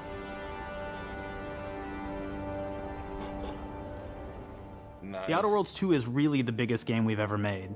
Bigger choices, more reactivity, more weapons, more things to find in each of the worlds the players can visit.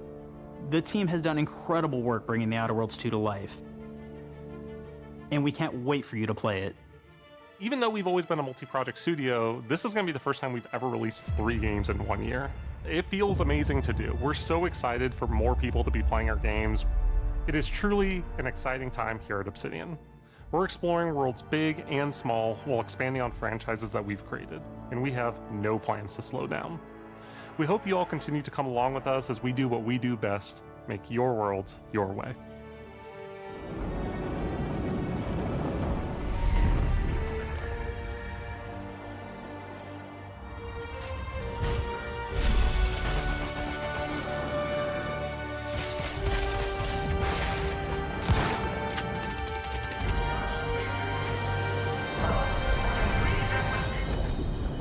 I cannot wait to play this.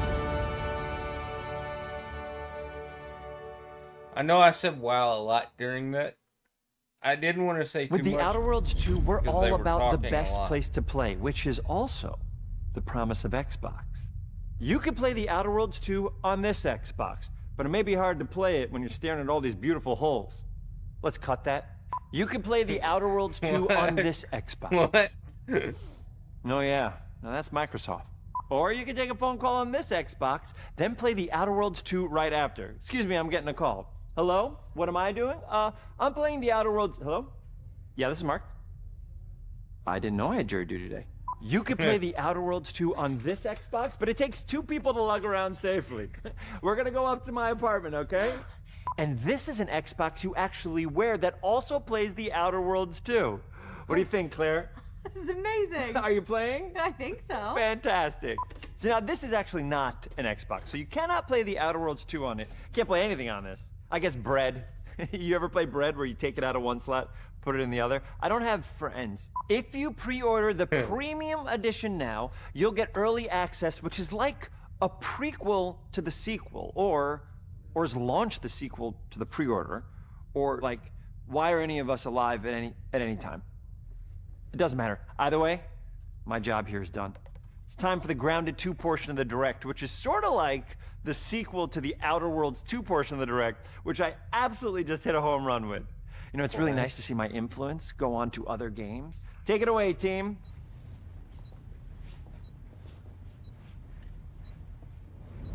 And big exit. Wow.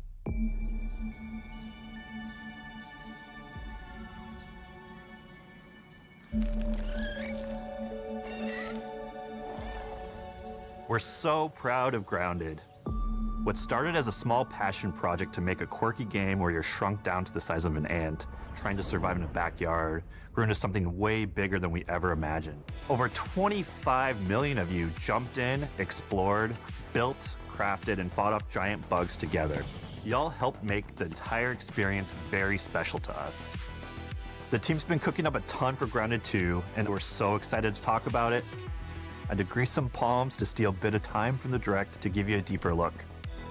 There were so many possibilities and ideas that didn't make it into the first game, so with the sequel, we have the chance to dream bigger. To achieve those dreams, we partnered with the amazing folks at Eidos Montreal. Together, we're taking Grounded from the backyard to an even larger world, the Brook Hollow Community Park. Wow. When we started working on Grounded 2, we knew that we wanted to make a bigger world. Fortunately for us, Eidos Montreal became our main partner on developing Grounded 2. They have a lot of similarities to the sorts of things that are important to us at Obsidian. They tend to make very narratively strong games. They make games with really deep characters and great character progression. They make games with great gameplay.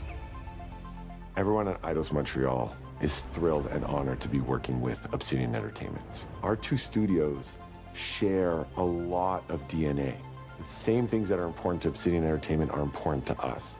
Choice and consequences, player communities, and doing justice to great IPs and great franchises. The fact that we're the first partners that they're working with to make a sequel to their franchise feels like we're an important part of their history. The events of Grounded 2 take place 2 years after the first game. The same 4 teenagers are returning. So there's Max, Hoops, Willow, and Pete. They're a couple years older, which means they've gone through a bit more high school, a bit more mature.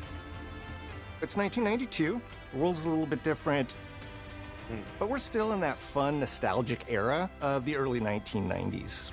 In Grounded 2, we're moving the action out of the backyard and into the Brook Hollow Community Park. Not only is it bigger, it allows us to tell a lot more stories and expand the world of Grounded by exploring what the community of Brook Hollow has been up to and what they've been through.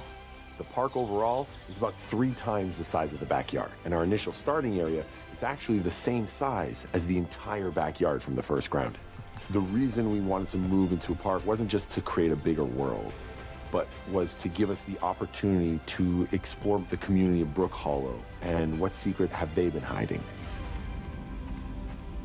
What we love and what we're excited about in terms of the park is the opportunity to create environments and landmarks that are mundane at normal size, but are colossal wonders when you're the size of an ant.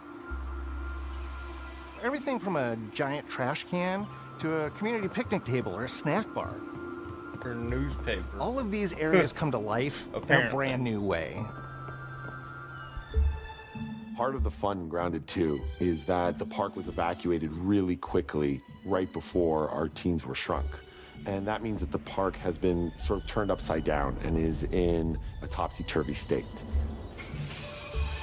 And that leads to really fun environmental storytelling, but it also leads into the creation of amazing biomes for our characters to explore. One of my favorite examples of this is the ice cream cart. In all of the commotion, the ice cream vendor's cart has been knocked over and its contents have spilled out into the ground. And what this means for our young adventurers is that they'll be able to explore this frozen cave of interesting challenges and colorful Lovecraftian horror. We have one anthill that's actually somebody decided to bury a bunch of toxic stuff in the park. And so there's all these toxic chemicals under the ground. The environment looks very cool and very spooky with all of these sort of chemical pools. And of course, nothing can live down there except for one type of insect, the cockroach.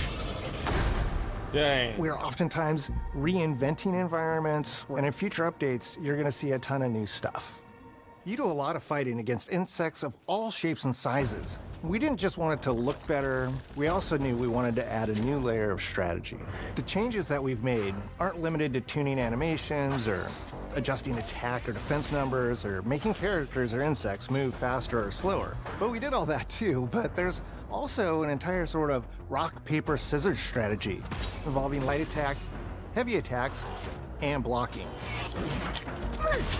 We've also added dashing as a new way to both get out of danger quickly or jump in for a quick attack. And almost all the insects in the game will have these abilities now too. Sort of like a chess match, but one that's super frenetic, looks super cool, and is ultimately just a ton of fun. Wow. We're leaning into clear play styles for tanky warriors, low defense, high damage rogues, effect-wielding mages, and ranged hunters. In the first Grounded, we have mutations, and there were weapons and armors that favored different playstyles. In Grounded 2, not only will there be passive mutations, but there will also be active mutations.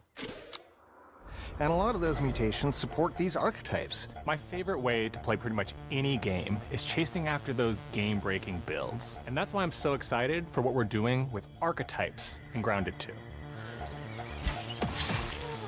I'm all in on the rogue. Now, you can even dual-wield daggers. I've been dialing in this glass cannon build that stacks ambush, assassin, and cardio fan mutations with the wolfbane daggers and the wolf spider armor. It lets me open up combat with massive backstab damage that also inflicts venom. Then, I can use the extra stamina to reposition and try to dodge, rinse, and repeat. It's high risk, high reward, and absolute chaos in all the best way.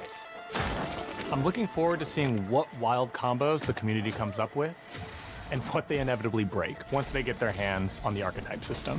It's going to be awesome watching it evolve with player feedback and watching us try to keep up with all of your game-breaking builds. One of the great things about Grounded is the variety of players it attracts, from builders to crafters and everything in between. If you've ever watched me on Casually Grounded livestream, you'd know that I'm neither. I am a murderer of insects. Personally, I prefer the term harvester. I love going out, hitting things, and bringing the materials like insect body parts back to my friends to use. This way, we keep progressing and playing together. We're also trying to make sure that armor and equipment are easily understood by the player, especially when they're playing co-op with their friends. It was really, really important for us to deliver on all of that for the bigger space and experience, because that was the only way we could truly support the feature the community has been asking for since the very first Grounded release. mounts. Our mounts, we call them buggies, have an entire suite of moves and have their own special abilities and attacks. We really wanted the buggies to be an extension of the player in every way possible. And that meant making sure that buggies had unique and valuable abilities across all the core pillars of Grounded. So that doesn't just mean exploration and travel. That has gameplay implications for combat, crafting, and building as well. Just like how we wanted to expand on player playstyles throughout the game, we're going to make sure that every buggy that we add has its own personality. The Red Ant Soldier can enlist up to 2 Red Ant workers to follow you around and help you out. If you get into combat and you don't want to fight while you're saddled on your buggy, you can jump off and they'll fight right alongside you and provide support. The Orb Weaver buggies are a little less useful when it comes to general utility, like building a base or harvesting, but they're awesome when it comes to combat. Sure, their defenses aren't super strong, but they're heavy hitters. They're also super fast and they have some great special abilities, like a scream that allows them to stun lesser-powered insects, and the ability to shoot webs and entangle other creatures. So the Orb Weavers won't be your base-building buggy. You should use the Red Ant Soldier for that. But they're super fun for exploration and combat. Red Ant Soldiers and Orb Weaver Spiders will be available at Game Preview launch. There will be others in the future, but those are the 2 we're starting with. The connection that our Grounded community has with us is something we want to keep forging with the sequel as we make an even bigger game than the original. Pretty much from day one, we knew we wanted to return to Game Preview for Grounded 2. Sure, it comes with some trade-offs, like the game's not done and it's out to the world, but there's so much value in building it alongside the community. Buggies change how you traverse and navigate the park. What we're doing with Grounded 2 is we're actually keeping zip lines held back so we can see how players engage with buggies, and then we can tweak zip lines to bring them back over time to really complement that buggy experience and make exploring the park far more fun. That kind of feedback loop helped shape the original Grounded, and we wanted to shape the design for Brook Hollow Park, archetypes, buggies, all of it. We also learned a lot from that first time around. One thing that stood out immediately, players blaze through our content, especially the story. That makes sense. Story, characters, world building, that's kind of Obsidian's thing. It's the flavor we bring to the survival genre. So this time, we're starting with a much bigger baseline. There's been an explosion at Brook Hollow Park. Chaos descended on a ceremony commemorating the 2-year anniversary of when 4 teenagers were miniaturized against their will. One of our favorite parts of the first game was watching the community uncover clues and spin up theories. This time around, we're leaning even more into that, and we'll be keeping a close eye on what our players discover and how they interpret it. Because you never know what might inspire us as development moves forward. We really started to hit our groove at the end of Grounded 1. We found that being open about what we were planning and then following through was key to building trust with the community. As a small team, we had to experiment with update pacing and scope, and what we found resonated the most with all of you were bigger, beefier updates, even if it took us a little longer to land. So that's the plan. Larger, more complete updates spaced out just enough so we can take your feedback seriously and make every drop count. You can expect in our big updates, new buggies, new biomes, new building pieces, all the good stuff. And we're launching with a public roadmap so everyone knows what to be excited about in the future. All of us at Obsidian Entertainment and IDOS Montreal are super excited about how close we are to letting all of you players get shrunk a second time and explore the all-new park on buggies in Grounded 2.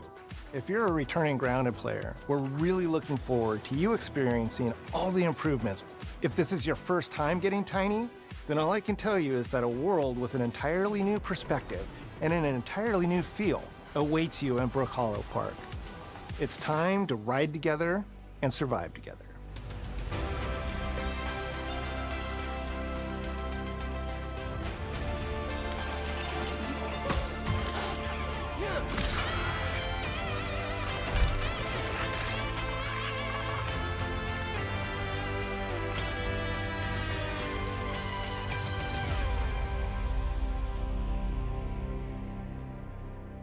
Nice.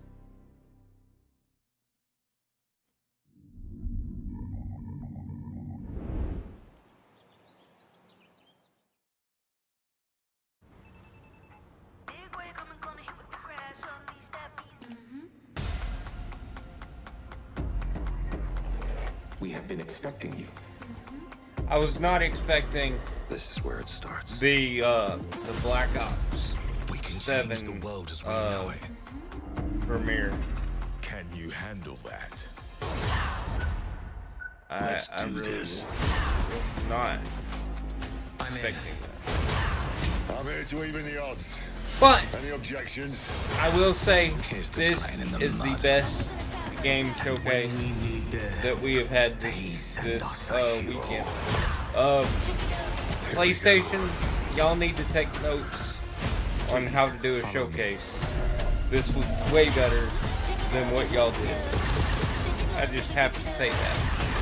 And I am a fan of both platforms, so I can say that. PlayStation, y'all need to step your game. But I really want to play this.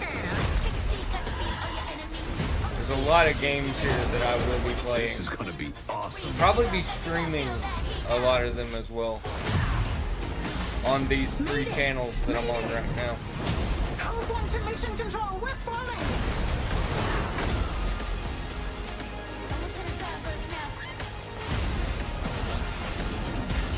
Had enough yet?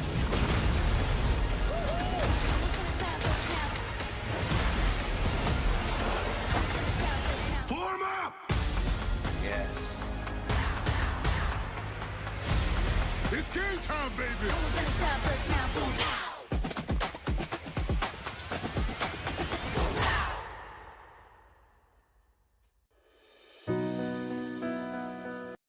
So there was a lot there, so let me give some extra thoughts here before I sign off and say goodbye to y'all.